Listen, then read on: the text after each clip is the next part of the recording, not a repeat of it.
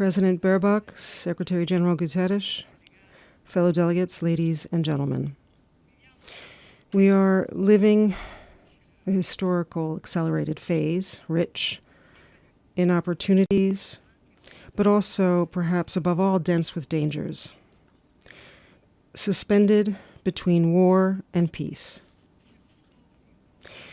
According to the Global Peace Index 2024, there are currently 56 armed conflicts ongoing in the world, the highest number since the Second World War. We live in a world profoundly different from the one in which the United Nations was founded when, in 1945, 51 nations, today nearly all of the nations of the world, decided to come together to found an international organization whose main purpose was to prevent war. The question we must ask ourselves 80 years later, while looking around us, is, have we succeeded? The answer you all know, because it lies in the headlines, and it is merciless. Peace, dialogue, diplomacy seem no longer able to persuade or to prevail. The use of force prevails on far too many occasions, and the scenario before us is that which Pope Francis described with unique effectiveness, a third world war, fought piecemeal.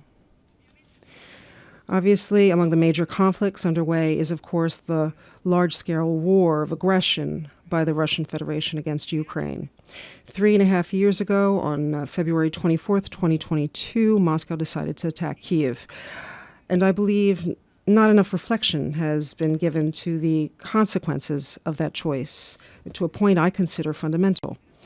The Russian Federation, a permanent member of the Security Council, deliberately trampled on Article 2 of the UN Charter, violating the integrity and political independence of another sovereign state, with the aim of annexing its territory. And still today, it shows no willingness to seriously accept any invitation to sit at the peace table.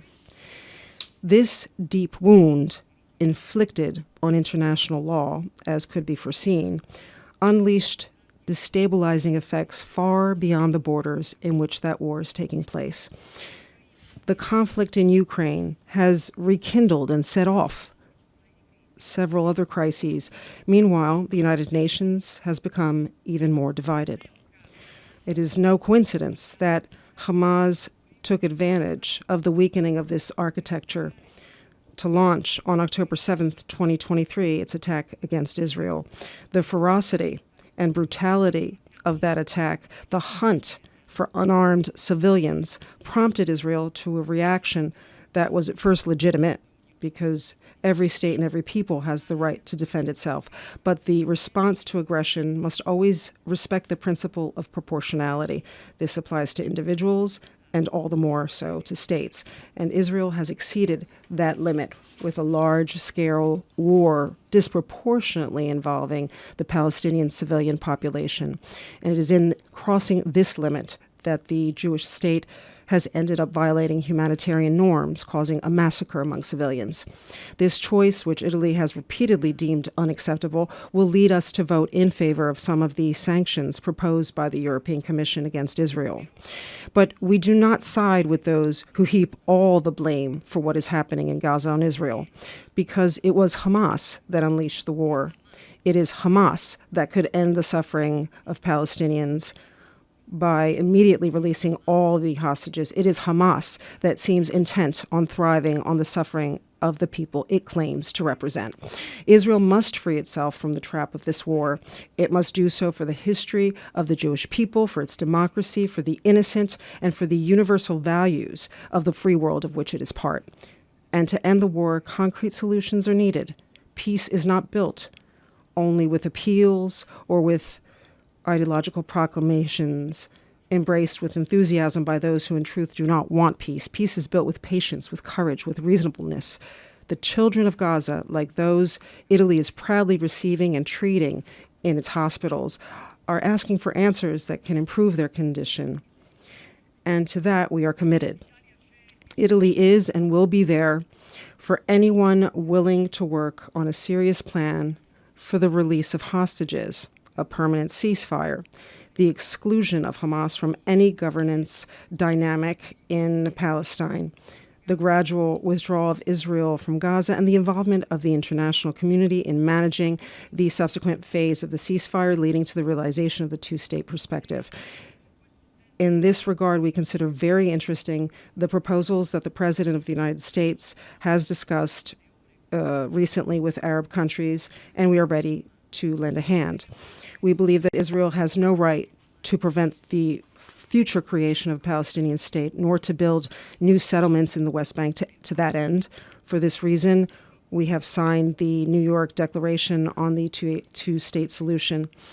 This is Italy's historic position on the Palestinian question, and it has never changed. At the same time, we believe that the recognition of Palestine must have two indispensable preconditions: the release of all Israeli hostages and Hamas's renunciation of any role in the government of Palestine. For those who unleashed the conflict cannot be rewarded. And thus we return to the starting point, the rules, the force of law. In Ukraine, in the Middle East, in every scenario where war dominates and reason seems lost. There's no escaping, colleagues, the most important question, which is the reason we're all here together today. Is the United Nations architecture we built 80 years ago up to task in the face of the challenges we are facing today? It is not. And multilateralism, dialogue, and diplomacy without institutions that function as they should are only empty words. We must recognize our limits. We must recognize that a profound reform of the United Nations is necessary and urgent, not an ideological reform, but a pragmatic, realistic one that respects the sovereignty of nations and opens to shared solutions. We need an agile, efficient institution able to respond quickly to crises, transparent in its mission and costs, capable of minimizing bureaucracy, waste, duplications. What we call the glass palace must be truly a house of glass. The reform Italy has in mind, starting with the Security Council, must respect the principles of equality, democracy, representativeness, and accountability. We do not need new hierarchies nor new permanent seats, simply because they would not solve the decision-making paralysis that has undermined the credibility of this institution. We are open to discussing reform without any prejudice, including on the basis of proposals already advanced by the Uniting for Consensus group. But we want a reform that serves to represent everyone better, not to give more representation to just a few. But to be effective, it is not only institutions we must reform, because we're facing a change of era. And this requires a profound revision of all the tools we have to regulate relations among nations and defend the rights of people, including international conventions. I'm thinking, for example, of conventions regulating migration and asylum. These are rules enshrined in an era when mass irregular immigration did not exist, nor did human trafficking. Conventions that are no longer current and which, when interpreted ideologically and one-sidedly by politicized judiciaries, they end up trampling on the law instead of upholding it. Together with other European states, we have raised this issue and tend to pursue it, not to lower the level of guarantees, but to build a system that keeps pace with the times, capable of protecting fundamental human rights, while safeguarding the sacrosanct prerogative of every nation to protect its citizens and its borders, exercise sovereignty, and govern migration, which impacts citizens, particularly the most vulnerable. The international community must unite in combating human trafficking. The United Nations, like other international institutions, such as the European Union, cannot look the other way or protect, in the end, criminals in the name of presumed civil rights. Likewise, the United Nations cannot hypocritically consider some human rights less worthy of protection than others. I'm thinking above all of the denied value of religious freedom and of the tens of millions of people worldwide, largely Christians, persecuted, massacred in the name of their faith. We also need a new model of cooperation among nations, but building it requires humility, awareness, and trust in the counterpart before us. Italy is seeking to do its part in this as well. Above all, with the Mattei Plan for Africa, in the last 3 years, we have launched our cooperation plan with Africa and extended its reach to 14 nations. We have built collaborations with the United Nations, the European Union and its global gateway, the G7, the African Union, and the African Development Bank, international financial institutions, as well as several bilateral partners such as the United Arab Emirates, whom I wish to thank. This complementarity has earned us, last July, the honor of co-organizing with Ethiopia the 3rd UN Food System Summit, the responsibility of being an active part of the major infrastructure project of the Lobito corridor between Angola and Zambia, the opportunity to build public-private partnerships that attract investment and deliver concrete results. As is happening in Algeria, where we will reclaim over 36,000 hectares of desert for cultivation, benefiting over 600,000 people. As is happening with the opening of the AI Hub for Sustainable Development, involving hundreds of African startups in the development of artificial intelligence, and as is happening with the extension of the Blue Raman cable to East Africa, linking India to European economies via the Middle East and the Mediterranean. We, unlike other actors, have no ulterior motives in Africa. We are not interested in exploiting the continent for the rich raw materials it possesses. Rather, we want Africa to prosper by processing its own resources, creating jobs and prospects for its best synergies with stable governments and dynamic, secure societies. But this path cannot avoid addressing an issue that can no longer be postponed: the debt of African nations. Italy plans to convert, over the next 10 years, the entire amount of debt for the economically least developed nations, according to World Bank criteria, and to reduce by 50% that of lower middle income nations. The entire operation over 10 years will allow us to convert into local development projects over 235 million euros of debt. This is an initiative to which the Italian government, especially in this Jubilee year, attaches great importance, and which we hope may serve as an example for other nations as well, because it is not only an economic matter, but one of justice, of dignity, and of the future. Dear colleagues, 30 years of blind faith globalization have ended. Its aftershocks were underestimated, and today we face unexpected consequences, which were not truly unexpected, grave in their impact on citizens, families, and businesses. Things have not gone well, contrary to promises made.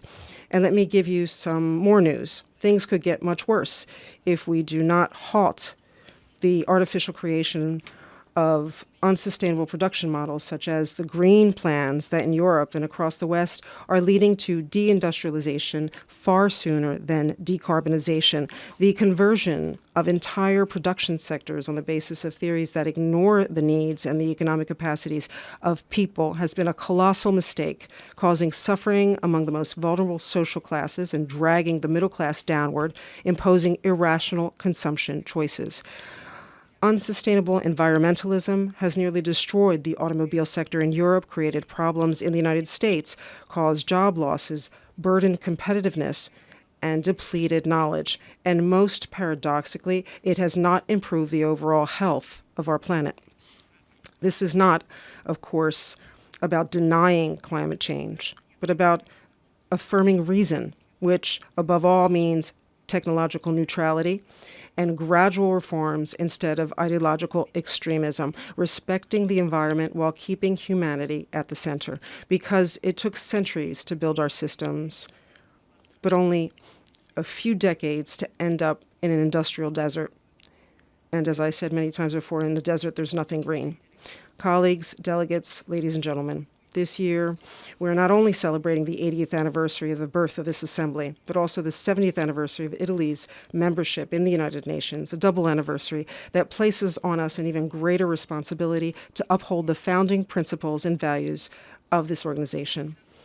with the awareness that to do so, we must make the tools effective to defend those principles and values of our time so that our action may be more incisive and truly responsive to the needs of our societies. The choice that we have is simple. Either leave everything as it is, or take refuge in what is easy, or show our citizens that we will not waste the historic opportunity which this time, with its multiple challenges, has handed us to build a fairer and safer world. Because as St. Francis, the most Italian of saints, who gave his name to the city where this organization was born, said, "Difficult battles are reserved only for those who have exemplary courage." It is time, I believe, to show that courage. Thank you.